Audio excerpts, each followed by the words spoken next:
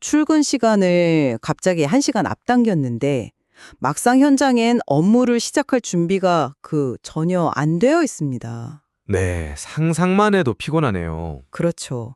그리고 이틀 뒤 점심시간에는 식당에서 밥을 먼저 펐다는 어처구니 없는 이유로 무리해서 떨어져서 홀로 밥을 먹어야 했죠. 아, 입사한 지 한 달밖에 안 된 신입 직원이요. 맞습니다.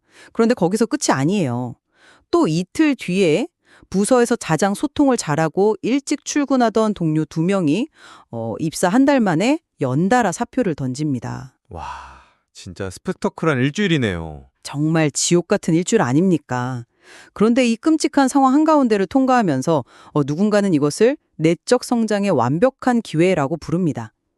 자료 이면에 다각적인 시선을 탐구하는 지적 담론의 장, 디베이트에 오신 것을 환영합니다. 네, 환영합니다. 오늘은 2026년 4월 13일부터 18일까지 김 선생이라는 분이 블로그에 기록한 이 한 주간의 텍스트를 파헤쳐 봅니다. 저는 사실 이 기록이 예측 불가능한 현대 직장에서 개인이 어떻게 주도권을 잃지 않는가를 보여주는 아주 완벽한 회복 탄력성의 표본이라고 생각합니다. 청취자분들 중에는 지금 그 요약을 들으시면서 약간 저건 멘탈이 강한 게 아니라 그냥 체념하고 정진승리하는 거 아니야? 라고 생각하시는 분들도 분명 계실 겁니다. 아, 정신승리요? 네, 왜냐하면 저도 정확히 같은 의문을 품고 이 텍스트를 읽었거든요. 개인의 평정심은 훌륭할지 몰라도 사실 이 기록이 실제로 고발하고 있는 것은 소통 부재와 운영 미숙으로 점철된 조직의 구조적 결함입니다. 그래서 저는 개인의 미덕에 가려진 조직의 치명적인 사이렌 소리를 직시해야 한다는 입장에서 오늘 논의를 풀어가고자 합니다. 정교하다고요? 어떤 면에서요? 그러니까 외부의 부정적인 자극을 즉각적인 감정으로 소모하는 대신에 고도의 직업적 성찰로 치환해 내거든요. 첫 번째 사건인 4월 13일 아침의 혼선부터 한번 보죠.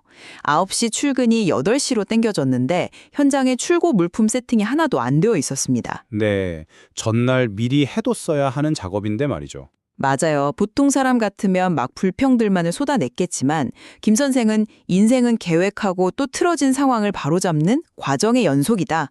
이러면서 상황을 아주 철학적으로 수용합니다. 그리고 물류팀장이 8시 20분이 올 때까지 스스로 상황을 타개하려고 움직이죠. 잠깐만요.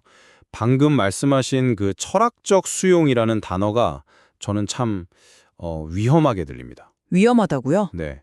현장의 변수하고 시스템의 실패를 혼동하시면 안 되거든요. 출근 시간이 1시간 땡겨졌다면 그에 맞춘 사전 작업이 연동되어야 하는 게 시스템의 기본이잖아요. 그런데 8시 출근을 지시해놓고 아무것도 준비하지 않았다. 이건 그냥 일상적 변수가 아니라 관리 체계의 완전한 붕괴입니다. 아니, 바로 그 지점입니다. 애초에 물류 현장이라는 곳에 완벽한 시스템이 존재할 수 있나요? 존재해야죠, 조직이라면. 하지만 현장은 필연적으로 엔트로피라고 하죠. 무질서도가 지속적으로 증가하는 시공간입니다. 서류상의 완벽한 계획은 현실과 만나는 순간 무조건 틀어지게 되어 있어요. 엔트로피 법칙을 조직 관리에 적용하시는 건 너무 경영진한테 관대한 해석 아닌가요? 출근 시간 변경에 따른 작업 지시는 무질서도의 문제가 아니라 명백한 책임의 문제입니다. 더 치명적인 건 그 혼란이 물류팀장이 8시 20분에 현장에 나타나면서 비로소 수습되기 시작했다는 사실이에요. 이건 이 조직이 체계적인 매뉴얼로 굴러가는 게 아니라 팀장이라는 특정 개인의 임기응변에 목을 매고 있다는 가장 확실한 증거 아닙니까? 네, 시스템이 부실하다는 사실 자체는 저도 인정합니다. 하지만 우리가 통제할 수 있는 게 무엇인지 한번 생각해 보죠. 직장이라는 생태계는 본질적으로 날씨를 통제할 수 없는 야생과 같습니다. 비가 오는 야생이요? 그렇죠. 김 선생은 비가 센다고 건물주를 원망하면서 멍하니 서 있는 대신에 튼튼한 우산을 펼치고 스스로 대피소를 짓는 능력을 보여준 겁니다. 불완전함을 직장의 상수로 두고 자신의 행동을 변수로 삼아서 상황을 장악한 거죠. 개인의 내적 수용력만 그렇게 강조하시는 건 비유하자면 탄광 속의 카나리아가 유독가스를 마시고 쓰러졌는데 저 새는 폐활량이 부족하네? 스스로 호흡법을 길러야지? 라고 개인 탓을 하는 것과 같습니다. 호흡법이 아니라 생존법이죠. 아니죠. 유독가스가 새고 있는 광산 시스템 자체를 봐야죠. 매일 하치 지붕에서 비가 샌다면 개인의 우산 쓰는 기술을 칭찬할 게 아니라 건물주가 지붕을 고치지 않는 사실을 지적해야 합니다. 개인의 인내심이 시스템의 무능을 가려주는 방패가 되어서는 안 됩니다. 지붕을 고쳐야 한다는 당위는 맞습니다. 100번 동의해요. 하지만 현실에서 지붕 수리 계약서에 도장이 찍히고 공사가 끝날 때까지 당장 비를 맞아야 하는 건 결국 현장의 실무자잖아요. 네, 안타까운 현실이죠. 김 선생이 보여준 건 그 비를 맞으면서도 자신의 존엄을 잃지 않는 방법론이에요.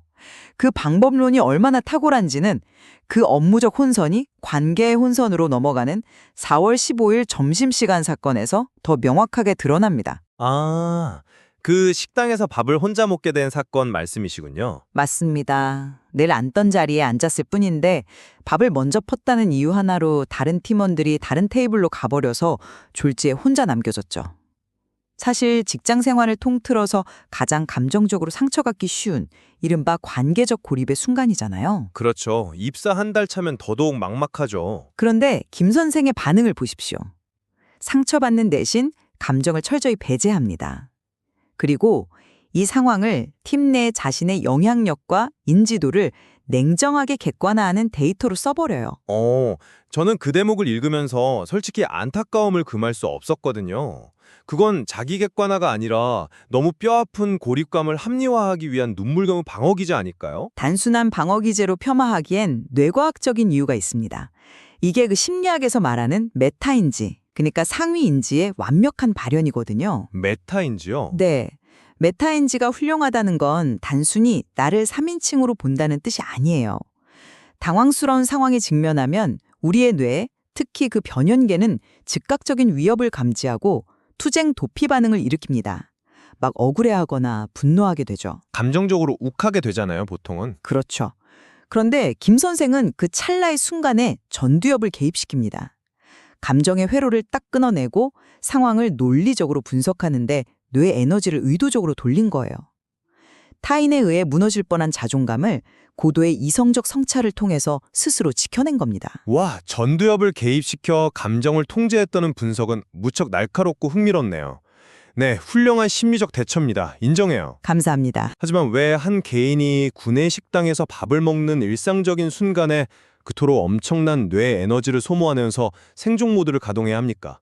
현미경의 배율을 좀 낮추고 숲을 보시죠. 스피어. 네, 입사한 지 한 달 조금 넘은 신규 직원이 밥을 먼저 펐다는 이유로 소외되었다는 사실은 이 물류지원부 내에 심리적 안정감이나 신규 입사자를 끌어안는 온보딩 문화가 완벽하게 실종되어 있음을 뜻합니다.